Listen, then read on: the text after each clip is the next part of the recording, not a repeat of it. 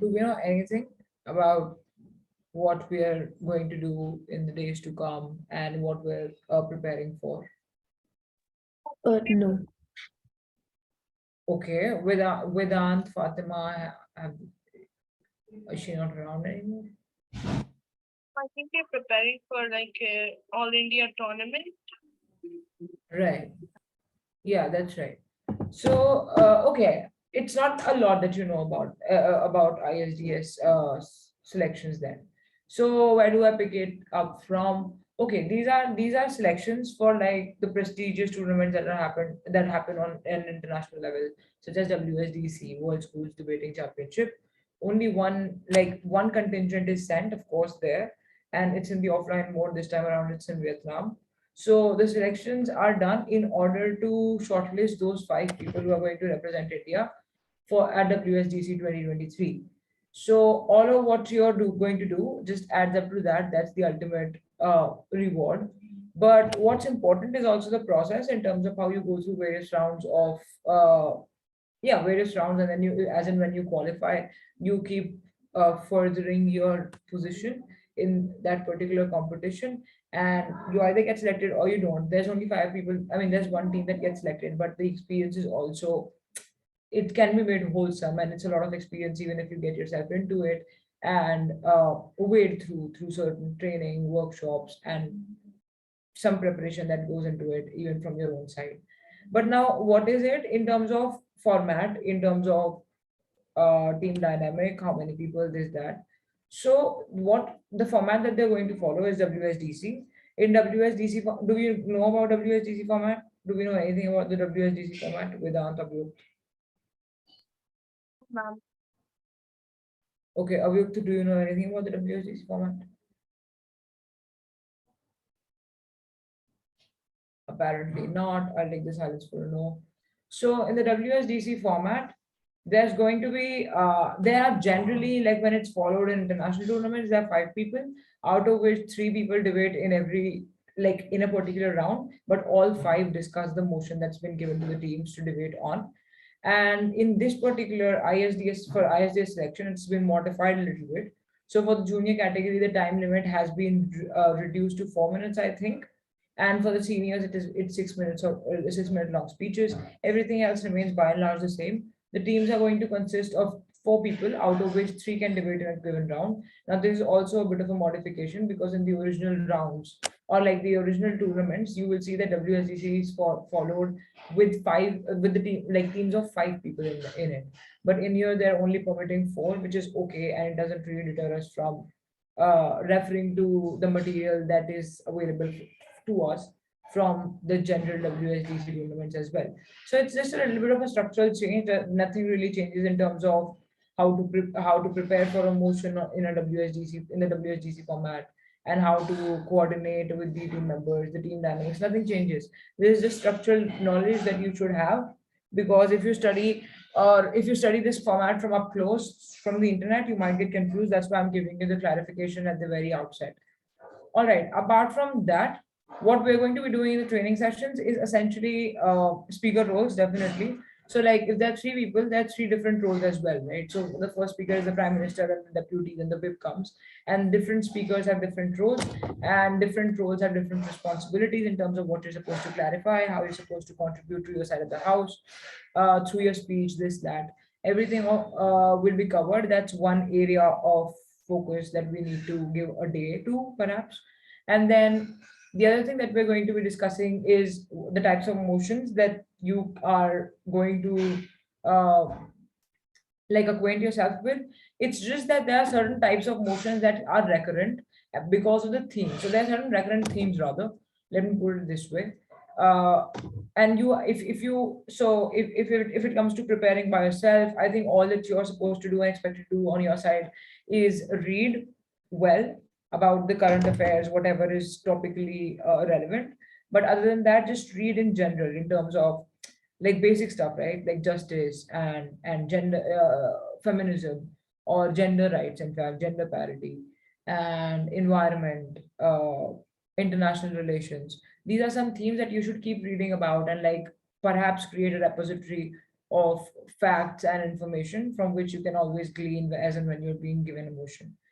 Now, this is about self preparation. So, of course, trainings are going to happen and everything's going to happen, that's for sure. But I will only be able to impart to you how to structure things that you already have researched for yourself. So, the research is something that you should get to from day one onwards, which is today. Don't wait for me to just like prescribe certain material or tell you that, oh, referring to this source is really going to come up roses. No, just like whatever source of information you use right now, get it verified. You can, but just don't use random stuff like Wikipedia and Quora. Otherwise, any source of information should be good, and cross check whatever you acquire as information so that you're not mistaken just because you were referring to a source that wasn't useful. All right. With that out of the way, I think another clarification that you might want is about okay, format in general, how it looks like, right? So there are two themes. One is proposition, the other is opposition. There are various ways of referring to this, so please don't get confused. Proposition is also called the affirmative side, the pro side, the person going for the motion, and opposition is oftentimes called the negative side or the con side or the person going against the motion. All of this refers to the same thing, synonyms. Other than that, how does this format work then? The first speaker, which is the prime minister from the government side, goes delivers a speech, followed by the opposition speaker, leader of opposition, who delivers another speech against prime ministers. Then the deputy prime minister, like from the government side, the second speaker comes. So it's alternative speeches from both the sides. And the three speaker positions are prime minister, deputy prime minister, and government whip. On the other side, leader of opposition, deputy leader of opposition, and opposition whip. All right. Once, so that's pretty much the format, and I don't think the format is very complex. What is more complex is how to dissect motions and how to fathom what your burden is in the motion in order to do justice to it through the speeches you deliver. So all of that we're going to figure out. I'm just going to give you a quick timeline on how we're going to proceed with things. So, first of all, we'll cover very general material today in terms of what is a constructive, what is an argument, what makes a good argument. Then tomorrow onwards, we'll get into the nitty gritties of things. Like, first of all, we're going to discuss speaker roles, those are important. And then we will discuss like the types of motions within types of motion should take around 2 days because it's a bit complex. There are around 7 8 types that we can possibly familiarize ourselves with through the trainings themselves itself. But other than that, we also have the belief versus practical type of argumentation, which I don't want to get into right now because no point, but just know that it's going to take 2 days. And then we're going to go and get into rebuttals and responses and how we can make those effective. We will cover a lot of different areas as well, which you might not know a lot about right now. So I'm refraining from mentioning those, like actor motion and what are actor incentives, stakeholders, how characterization. These are just some fancy terms that try to explain how to structure your speeches and how to come to good, effective case lines. All of this we're going to discuss and encompass in this training session. What I need you to understand today is very basic stuff like what am I getting myself into? What should my commitment look like? Uh, what are the like? If you have any questions, get them clear today on a very superficial, scratching the surface sort of a level, and then tomorrow onwards we'll get dive right in because today the people who showed up is all like the number is very less. It's just 2 people. So yeah, that's pretty much it. I think from so like whatever I've said so far, are there any questions with reference to that?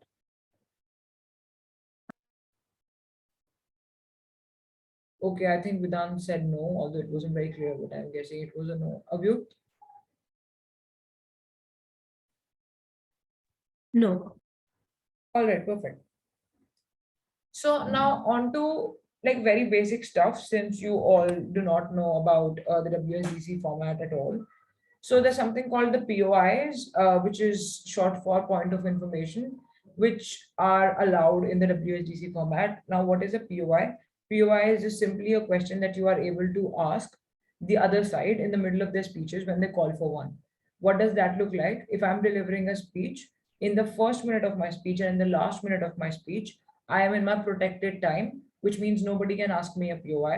In between, though, everybody is allowed, not everybody, as in the opposition team, which my opponent is allowed to ask me a POI, but not whenever they want. They can propose one, and then it's on you to accept or not accept it. Now, what is the rule for POIs in terms of marking, speaker score, etc., etc.? Not taking a POI does not necessarily mean that you're going to be down marked, but not taking a POI might be counterproductive to your case from other dimensions. Like if you take the POI, sometimes it just gives more clarity to the other side. Sometimes POIs are asked for clarifications as well, because you're also supposed to define the terms in the motion, what they're supposed to mean. Sometimes both the sides don't agree to a certain type of definition, or they think the motion is being interpreted differently from how they interpreted it during case prep session. So for all those clarifications, POIs can be asked. So taking POIs is always conducive to not just the side that's asking that question, but also to your own, because to respond to a question is also to know where they're coming from, right? And how they're trying to target you. So that also gives you a little bit of a headway, like it gives you a headway into guessing what the other side is about to propose, or where they're headed, or what they think is their stratagem using which they're going to defeat us. And all of that eventually helps in you making a nice preemptive case along the way. So so that's the importance of a POI. You don't necessarily get down marked for not answering one, of course, but taking one is always helpful. Other than that, now, when we're talking about government and opposition side, the government side is basically the side that has the liberty to go ahead and define the terms in a motion. You all understand motion, right? Motion is just the topic for the debate on which you are arguing. The motion has several terms, right? Now, when I say define the terms, I don't mean to say that you have to define every single term that you think might require definition, because some terms do not seem like they require definition, but they are polysemic, as in they have multiple meanings, or they can semantically be different. As in, if you have a word, let's say India, now you can, there are two ways of thinking about this. You can either go ahead and think that, oh, everybody knows about India as a developing country, or you go ahead and think about it differently, as in the subjective aspects of India, right? If I think something of India, it's not necessarily aligned to what the other side thinks of India as well, because it also depends on what kind of a definition of India is going to eventually help my case. So if there is a case wherein I have to support, let's say, people's discretion to study abroad, I am not going to particularly paint India in a positive light. I'm just proposing. I mean, you could, there are other ways of doing this, but I would possibly go ahead and say that, oh, India does not have the kind of resourcefulness right now, or the consideration that their youth needs in the country, because of which they should be allowed to move abroad. And it's their discretion, freedom of choice is that. But in that case, I'm not painting India in a very good light, right? Because that's kind of a projection does not help me when I want to say that people should be allowed to move out. But if I want to say that no, people should be retained in a country like India, then I can say that even if country is thought of, then I can say that, oh, India has a lot of resourcefulness. It's just about how you go ahead and exploit it. But the kind of exploitation requires people to be retained and not like be taken in by these fanciful notions of the American dream, or like or fanciful living in Western societies, etc. So there are different ways of defining a word that you think is very self-explanatory, or the word that you think is common wisdom, people that know about it. So that's why definitions are important, and definitions not just in terms of the words that you think the other side might not know about, but also which can have a subjective interpretation. So there's something called the objective interpretation, which is just India as a developing country. I don't think anybody would confute it insofar as that's a fact. India is not an entirely developed country. 65-70% of population is still living as agrarian societies, which means India is on the path to development, but not entirely developed yet. That's an objective fact, irrefutable.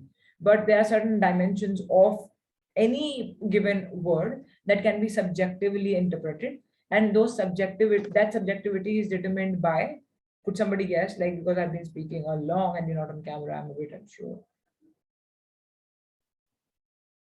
Yes, ma'am. I got what you were saying. No, so the subjectivity of the term and which side I'm going to lean towards is determined by what?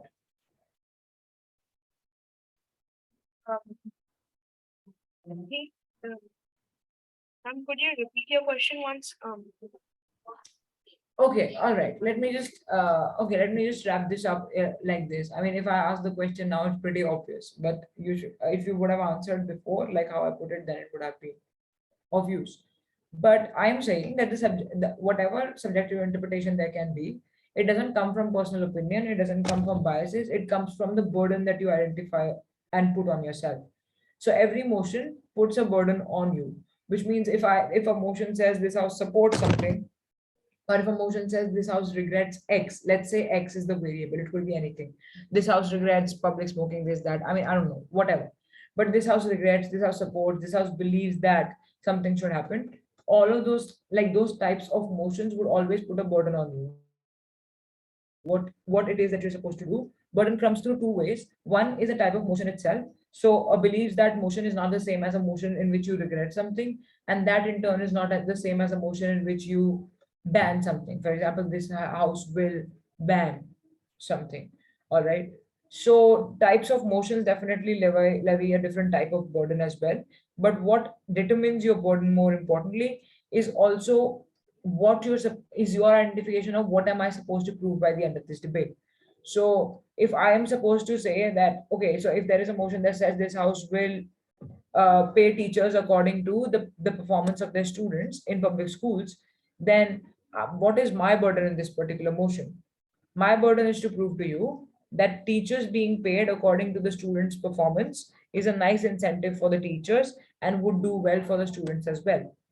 Because if the teachers are if the teachers are disenchanted by the proposition, or if the students do not benefit from this particular scheme or program, it's basically of no use for you to go ahead and do that.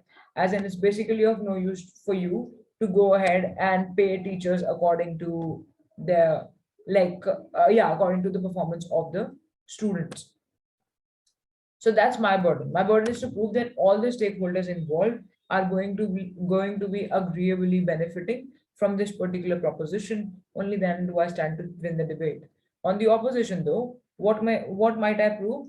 I should go ahead and prove that, look, giving teachers this sort of incentive based pay might not always work. And as long as, perhaps, if we are able to prove that students performance is determined by a lot of external factors and not just the teachers uh, the knowledge that the teacher imparts, then it's possible for you to go ahead and say that teachers being paid according to the student's performance is not conducive for the teacher's lot, because a lot gets determined by what the student does beyond their school hours. As long as you prove that, you probably take the debate. So that's how I identify my burden. But in this particular format, there's a lot of detailing as well. So if you have debated ever in your life before this, you'd probably debate on a very superficial level. So WSDC or any parliamentary format becomes very, very detailed. So like you treat the adjudicator like they're a 5-year old, and then you try to lay it out for them because they don't fill in the blanks for you. So I have to create obvious linkages between what I'm saying.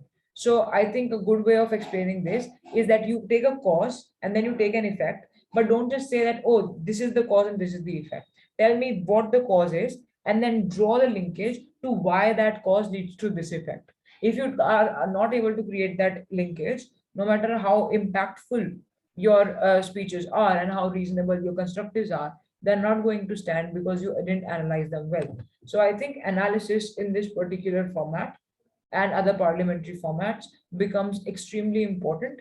It's not, I think parliamentary formats are better understood like this. It's not about how much you know, it's not about how well, like how good your points are. It's about how well put and structured they are. Because there's obvious techniques and mechanization that goes into drafting and delivering effective speeches within the given time frame. As long as you do that, you're probably on the right track, and you'd probably get there where you start winning various rounds and tournaments eventually. But if you don't get the technique, and if you only bank on learning naturally, because I mean, don't think of it as something where you, if you have the knowledge, you will be able to win. because that's not how it functions. Plus, WSDC format in general is not so much about facts and stats and all of those objective details that we have about certain issues. It's more about reasoning. It's more about how analytical can a person get in terms of contemplating a certain motion, right? And how multifaceted can your comprehension of a certain thing be? So your reasoning has to be made supple and flexible so that you can think from multiple dimensions, but also start co-opting. So it's so as and when we debate, and as and when even in the training sessions we mock, what you will see is that there are certain arguments that are recurrent, which means that as long as I'm debating regularly and as long as I'm practicing, I will see that there is certain overlap that comes about later on. So a lot of the arguments sound similar. It's just about how you skew them a little bit here and there according to the needs of the motion, but certain principles, certain constructive arguments remain the same. So it's not like it's a very tedious process. It's interesting, but it's not so much about just researching something, putting it in a speech, becoming rhetorical, and just winning by presenting a certain gift of gab. In this particular format, it's not so much the manner as the matter and the method that will help you sail through and like probably get through various rounds with flying colors. So in this particular format, don't think of it as like any other elocution or and any other format that you might have practiced in debating, because I know a lot of emphasis is put in speaking competitions in general, especially at school levels, on your manner, on how your intonation is and how you sound and what your pitch is like.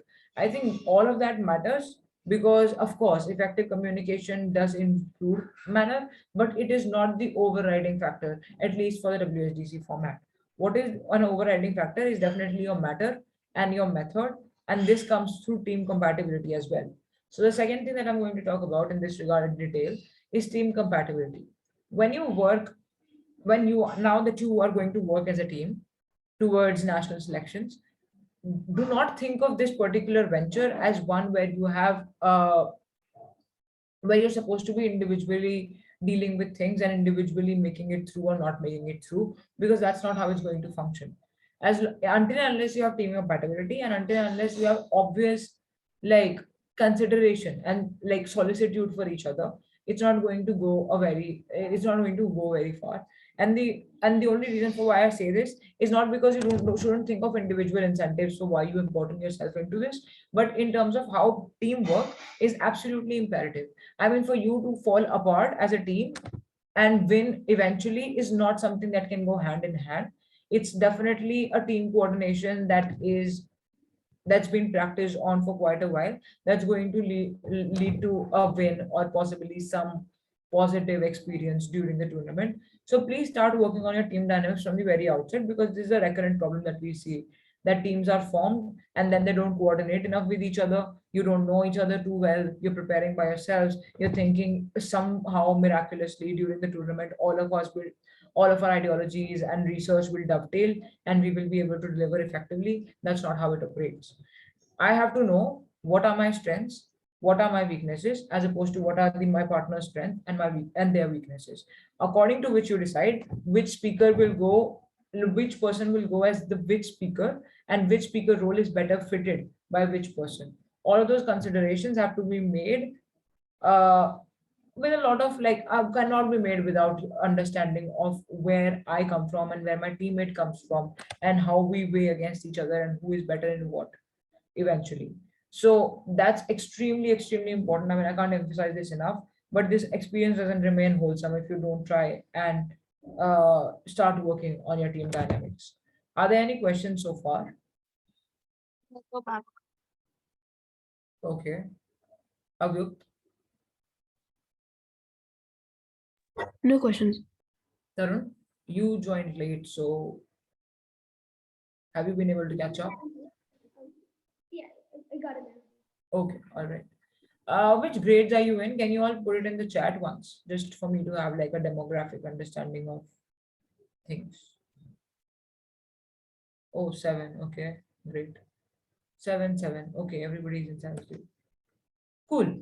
So that's about it. And as far as team dynamics are concerned, right now we'll work on them together once all the people have joined and I think there's still people who should have joined, and we'll take that up from tomorrow onwards. But other than that, constructives. Now, one basic thing that we will be discussing, and a word perhaps that I'm going to mention time and time again, is constructive. So I need you all to understand what I mean when I say that. Constructive is just basically how we're told and how I've come to understand this particular idea within debates, is an argument that's it's well detailed and well put and analyzed. So what does it include? It includes three things, and you can't keep forgetting what I'm telling you. So if you want to write this down, write this down. But this is no hard and fast rule. If you think your retention is good, that's fine as well. As long as you remember things, as long as you don't forget and come back clueless tomorrow. So constructives are comprised of three like components. One is assertion, second is analysis, and the third is evidence. So assertion is just basically putting forth an argument to which you give no reasoning. You just say that something happens and you don't really tell why that happens. So I can go ahead and say that students who study in private schools are better off than the ones who study in public schools. But you're definitely not going to believe this until unless I give you some logical linkage between why I think, between what in to explain what makes me compare these two forms of education or systems of education and why I put one over the other. That reasoning is imperative, but as long as I don't do that, it's still an assertion. It's a claim. A claim in and of itself has no worth or value. So I could say anything and it'd be an opinion, but not all opinions can be. I won't lend my ears to any opinion, or at least not give you the debate based on an assertion. And believe me when I say this, a lot of us, when we just start out, think that assertions are enough because they're universally applicable, or like thought of as common wisdom. I mean, because we end up saying things that we think are thought of as common wisdom, right? For example, students studying in private schools will lead better lives and will be more successful than the ones studying in public schools. Now, this might be true, I don't know, but some people would just presume that, oh, this is something that's set in stone and I don't need to analyze why it's the case because there's been so many debates about this before and it's been substantiated that this is the case. No matter how many times something has been proven, you still need to tell me why you think of this as true. Your opinion cannot be based on already existing research, as in you can't just say that, oh, because so and so has proved, I don't have to tell you why this leads to that. Cause and effect, the logical linkage that you create has to be your own creation, insofar as you bring the various things together and make it a coherent whole through which I'm able to understand that, okay, if this person says so, they come from this particular point, they give me this reasoning, I think I'm going to buy this point. And I'll give you another example. So all of us know that gender disparity is a thing despite feminism in countries like India. So waves of feminism come and go, but there are still problems that women in India are dealing with, especially in the disenfranchised areas, could be rural, even some patches in the urban area, this that. But many people would presume that, okay, because gender disparity is such a thing, I don't need to analyze why. The debate's context, or let me put it differently, if I might think that feminism is something that is understood by everybody, right, and its impacts, and that's why maybe people presume that women are empowered these days, or that they're not as oblivious to the idea of freedom, to the idea of independence as they used to be before. But for me to be able to convey this to the adjudicators, I can't just hark back to what has happened in terms of how feminism started in America, then it came to India, the developing countries, and now it's everywhere. That's not enough. That's not an explanation. So those kinds of layers of analysis do not count as explanations. Do you understand?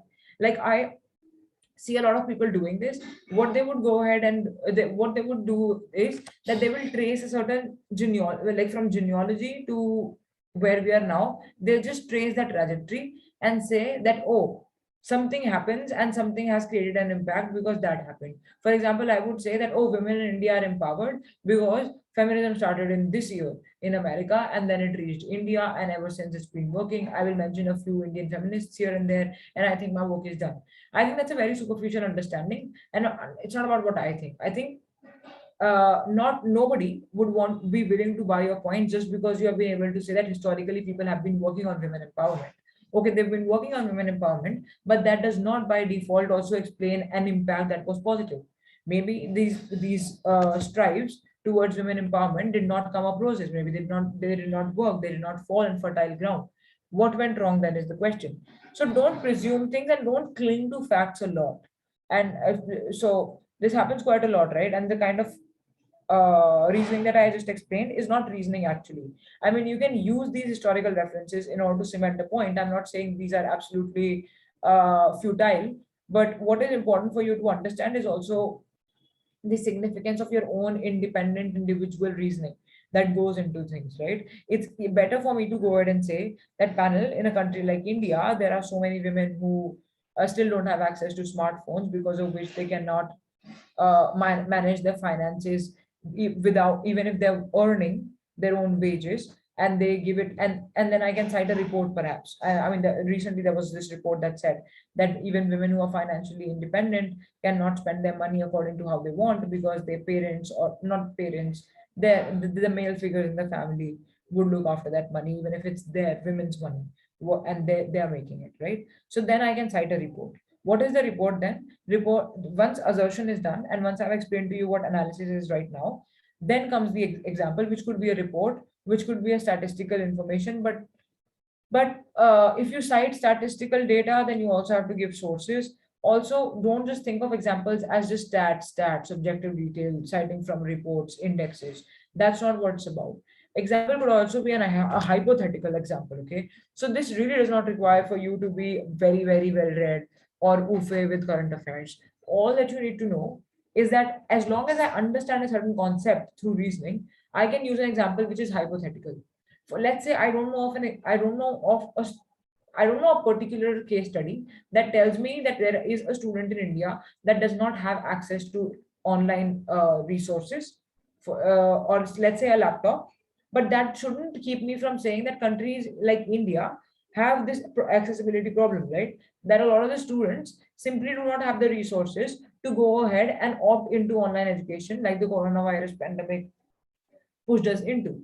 So I can just say, let's say person A living in so and so state, which is not so well, I mean, which is not known for being, for its metropolitan cities or some such thing. The people there are not taken care of, and they're not, and it's not in fact checked that if these people have enough resources to make such a switch from offline to online education, as and when time, like unfortunate circumstances such as the pandemic call for it.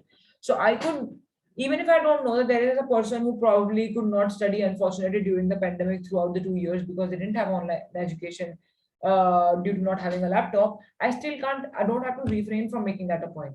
I can still say, let's say person A in so and so situation where they can't afford, because there are a lot of people who are still not making enough money to just make both ends meet, let alone buy a laptop. So I can mention all of that as long as my reasoning is strong and pin it to a person. Let's call that person A in a country like India, and then I may help the panel understand the context from where this person comes from, so that this person's existence does not seem like a made-up story, but rather one that is relevant to most of the people living in the country. So you can use this person A as an example or representative of many others, of almost a kind that lives in India. You maybe don't have a few names that made the headlines, but you know the situation is such, and then you can give reasons for why you think the situation is such, right? If a country like India has this GDP, this economy, if on an average people earn, let's say, 20K a month, I'm just guessing, I don't know, I'm just giving you an example of the bat. I can go ahead and say that out of these 20K, I don't think it's so possible for everybody to buy a laptop just because there's everybody's made the switch to online education, this and that is definitely going to deter your education plans. So hypothetical examples are also reasonable and accepted. It's not just stats and objective facts then that you need to cling to or be scared about if you don't have them. So for today, I think I'll conclude it here. I'll take questions if you have any. I don't want to go any further than this because that's for tomorrow. I mean, it'll take a lot of time and 15 minutes aren't enough. Actually, now I have my ideal debate round. Vedant, could you please repeat that? I'm sorry. Yes, ma'am, I have to leave now. I have my ideal debate round. Yeah, sure. I mean, I'm done. So if you want to leave, you're welcome to. Okay. You're welcome. Abhyukt. Yeah, okay. I don't have any commitments right now. Okay, all right. But are there any questions with reference to what I just said? No, not really any questions. Okay, so no doubts whatsoever. All right, Tarun. No, ma'am, I got it. All right, then in that case, I'll see you all tomorrow, and we can conclude for today. Thank Okay. you so much for joining in. Have a good day. Ma'am, have a good day.